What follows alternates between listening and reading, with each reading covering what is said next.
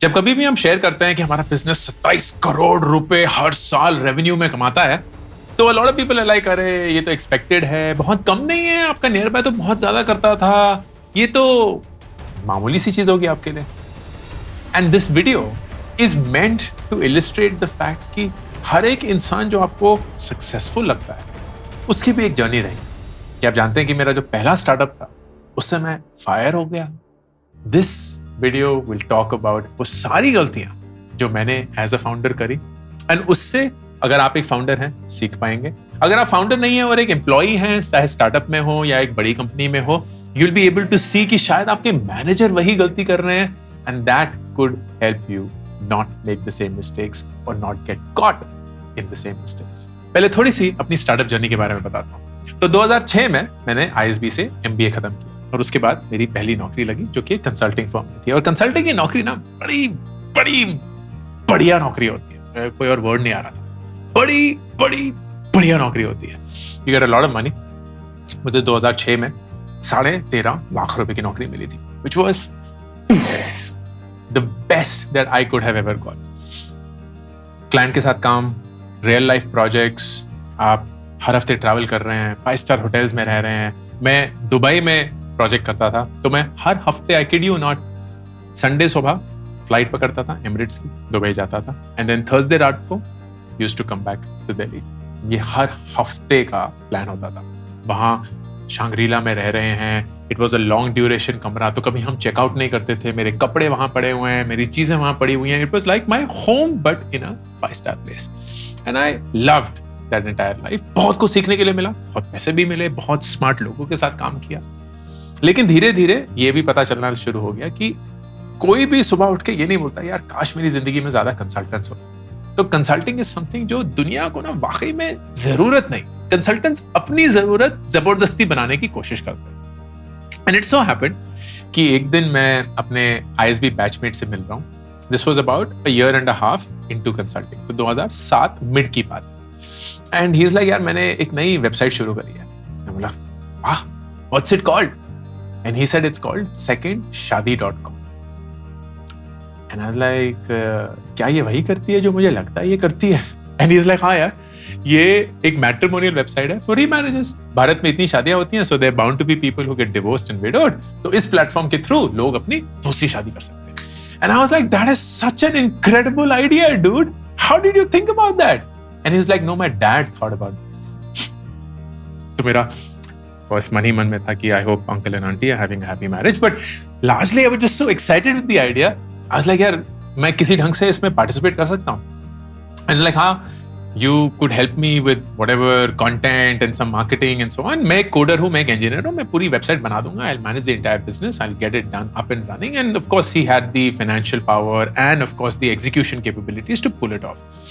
And I was like, हाँ यार, मैं करना चाहता हूँ। तो for the next 1.5 years, 2007 mid से करीब 2009 एंड तक, मैं जितना भी वक्त कंसल्टिंग की जॉब से निकल पाता था वो सेकंड शादी में बिताने की कोशिश करता था। एंड फिर एक ऐसा पॉइंट आया जहां उसको अब मेरी फुल टाइम जरूरत थी।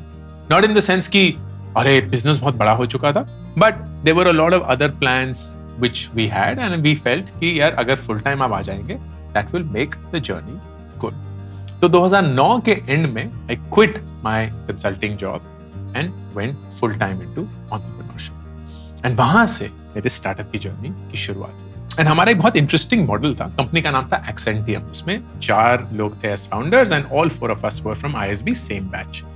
एंड द मॉडल वाज कि हमने एक कोर डेवलपमेंट या इंजीनियरिंग टीम बना दी थी, and there were multiple business units या websites that we had started. So secondshadi.com एक था, गाड़ी.com एक था, study nation which was an education portal वो था, several other. And the idea was कि हम इस इंजीनियरिंग टीम को कॉमन रखेंगे, so they will start building these products, और हर एक वेबसाइट की एक अलग से बिजनेस टीम हो जो कि सेल्स करेगी, मार्केटिंग करेगी, ऑपरेशंस करेगी to maintain that business, which we felt was a very interesting model. अब ये मेरा पहला तजुर्बा as a founder, and I am overly excited, और बहुत सारी क्लासिक गलतियां करी। And it got to a point 2010 में वेयर इट वाज एविडेंट कि जो फाउंडर थे और मैं, we could not work together very well. हमेशा एक तरीके का तनाव रहता था, there was constant debate, discussions, at times even arguments. So it was not necessarily as healthy as it should be. And I had made a lot of mistakes. बहुत बहुत ज़्यादा गलतियाँ करी थी. So in a moment of maturity, he said, यार नहीं हो पा रहा है, and I think you should move on. And I realized and agreed that this will be time for me to move on. तो कोट एंड कोट फायरिंग नहीं थी, लेकिन एक बहुत ही पोलाइट वे से मुझे फायर किया गया from my first startup, and I then moved on to do other things. And अब उस टाइम को 14-15 साल हो चुके हैं. And when I reflect upon that journey, I realized that there are so many mistakes that I made as a founder, not just in the first startup, but Groupon maybe, Nearby Baby, that I wish I knew them before. And today, at least, I am wiser having known them. Number one, I had an open door policy, which meant कि कोई भी अगर मुझसे बात करना चाहे तो कभी भी मुझसे बात कर सकता है. एंड मुझे ऐसा लगा कि जब मैं ये बोलूंगा तो जिसको भी मुझसे बात करनी होगी वो आ जाएगा.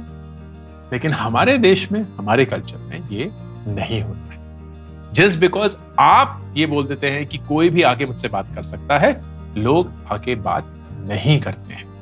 You have to go out as a manager to seek people's feedback, to seek people's opinion, to ask them, how are you doing? And this was a big mistake. मुझे ऐसा लगा कि क्योंकि मैंने डिक्लेयर कर दिया है तो लोग ऑटोमेटिकली आके मुझे फीडबैक देंगे, और अगर कोई फीडबैक नहीं दे रहा है तो सब कुछ सही चल रहा होगा. लेकिन सब कुछ सही नहीं चल रहा था. There was a lot of things that people had on their minds, लेकिन उन्हें हमेशा एक हेजिटेशन होती थी to reach out and to explain themselves. So it becomes the responsibility of the manager, the founder, the leader to reach out to people and not just say कि मेरे दरवाजे हमेशा खुले हैं, मेरा दिल हमेशा खुला है, जब आना चाहो आ जाओ. You have to step up.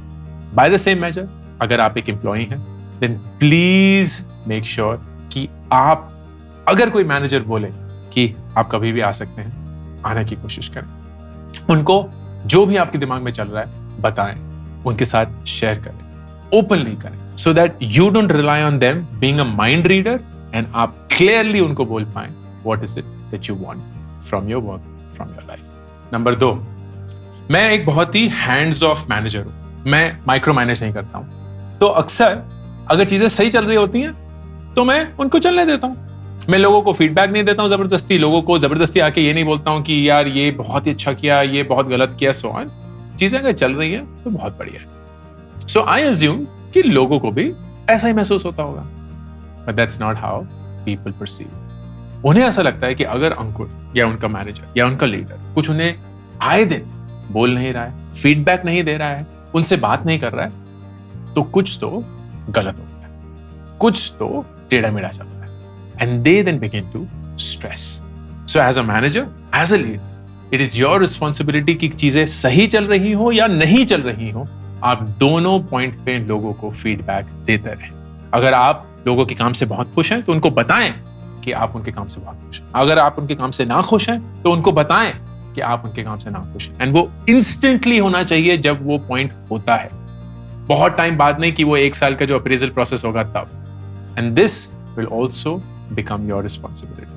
अगर आपको कुछ भी ऐसा लगे कि क्या मैंने ये सही किया, क्या मैंने ये गलत किया, या मुझे पता ही नहीं कि मैंने कैसा किया, then प्लीज पूछें, क्योंकि आपके मैनेजर शायद उसको मिस कर देंगे. लेकिन आपकी जिम्मेवारी है कि आप उनसे पूछ के अपनी प्रोग्रेस का एक स्टेटस चेक लेते रहें.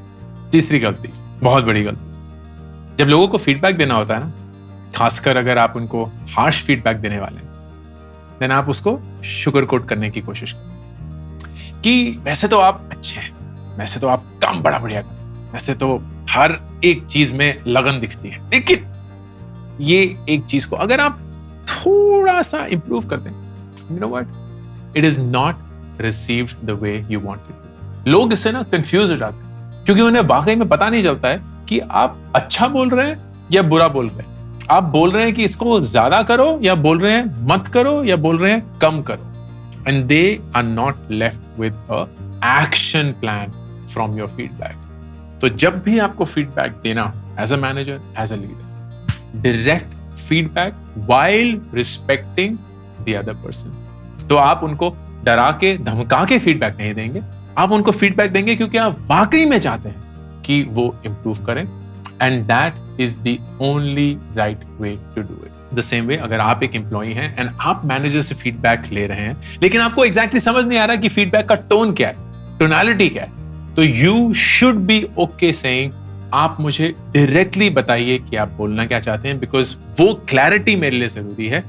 घुमा फिरा के बातें मत करिए, because then I will not know what to fix, what to do and what do you expect. Number 4, as a leader, as a manager, आपको ऐसा लगता है कि आप जितना ज्यादा बोलेंगे ना, जितना ज्यादा एक्सप्लेन करेंगे उतना अच्छा होगा। गलत। आप जितना ज्यादा सुनेंगे ना उतना अच्छा होगा। आपका काम, आपका फोकस, आपका ऑब्जेक्टिव लोगों को चीजें बोलना नहीं, एक गोल डिफाइन करना है, एक टारगेट डिफाइन करना है, लोगों की रिस्पॉन्सिबिलिटीज असाइन करनी है, and then let them and then hear what they have to say कि हमने ये ट्राई किया, नहीं चल रहा, ये चल रहा है, तो क्या हम ऐसा कर सकते हैं, वैसा कर सकते हैं। हमने कस्टमर से बात करी, वो ये बोल रहे हैं, तो हमें लगता है हमें ये करना चाहिए। If you listen as a leader you will learn a lot more. The same way अगर आप एक एम्प्लॉई हैं और आपके मैनेजर बोलते रहते, बतियाते रहते हैं, then you have to realize कि उनका एक पावर इक्वेशन उनके दिमाग में ऐसा है that they believe they are the ones who know everything. And उस पॉइंट पे आपके पास 2 चॉइसेस। चॉइस नंबर 1, या तो सब कुछ सुन लें और जैसा वो बोल रहे हैं वैसे ही करें, या नंबर 2, कोई ऐसी जगह ढूंढे जहां आपके पास स्पेस और फ्लेक्सिबिलिटी हो to do things the way that you feel you can do और the way you learn them while doing. Number 6, बहुत बड़ी गलती। मुझे ऐसा लगा कि अगर कोई इंसान अपने काम में अच्छा है ना, तो वो ऑटोमेटिकली एक अच्छा मैनेजर बन जाएगा। गलत। बहुत बहुत बहुत बड़ी गलती। बहुत बड़ा फर्क होता है अपने आप को मैनेज करना एंड दूसरे लोगों को मैनेज करके काम करना। अपने आप को मैनेज करना कुछ लोग बहुत अच्छा कर पाते हैं, because they have that drive, they have that clarity. वो अपने आप को डांट के, फटकार के, प्यार करके, मोटिवेट करके, इंस्पायर करके कुछ ना कुछ कर लेते हैं। लेकिन जरूरी नहीं है कि वही स्टाइल हर एक इंसान के लिए चले। जरूरी नहीं है कि जब वो एक टीम के लिए रिस्पॉन्सिबल होंगे तो वो उसी लीडरशिप स्टाइल से पूरी टीम को भी काम करवा पाएंगे। That is a completely different art. एक ऐसा आर्ट जो बहुत कम लोग समझते हैं और उनको बहुत कम ट्रेनिंग मिलती है on how to become better at it. अगर आप एक एम्प्लॉय हैं तो बहुत जरूरी है कि आप एक ऐसी ऑर्गेनाइजेशन में काम करें जहां investments in becoming better managers होती है। कंपनी जेन्युइनली इन्वेस्टेड है कि लोग एक बेटर मैनेजर बन पाए and they look after this as an integral part of their own growth. And अगर आप एक ऐसे माहौल में नहीं हैं जहां मैनेजर सिर्फ परफॉर्मेंस की वजह से ही मैनेजर बन पाते हैं, then you have to recognize कि आप शायद उस मैनेजर से उतना नहीं सीख पाएंगे जितना आपको सीखना चाहिए या आप डिजर्व करते हैं सीखना। And may be the experience will be choppy, क्योंकि वो इंसान आपके एक्सपेंस पे एक मैनेजर बनना सीखेगा। नेक्स्ट, मुझे ये लगा कि जो स्मार्ट लोग होते हैं ना, उनको चाहिए कि हमें अकेला छोड़ दो, हमें अपनी चीज करने दो, हमें जबरदस्ती माइक्रो मैच करने की जरूरत नहीं, हमें जबरदस्ती लीड करने की कोशिश मत करो, हमें बस बताओ कि हमें करना क्या है, क्या नहीं करना है, हाँ फिगर आउट कर लेंगे एंड लेट देम बी। गलत। हर एक इंसान एक लीडर ढूंढता है। जरूरी नहीं है कि वो एक मैनेजर ढूंढते हैं, लेकिन हर एक इंसान एक लीडर ढूंढता है।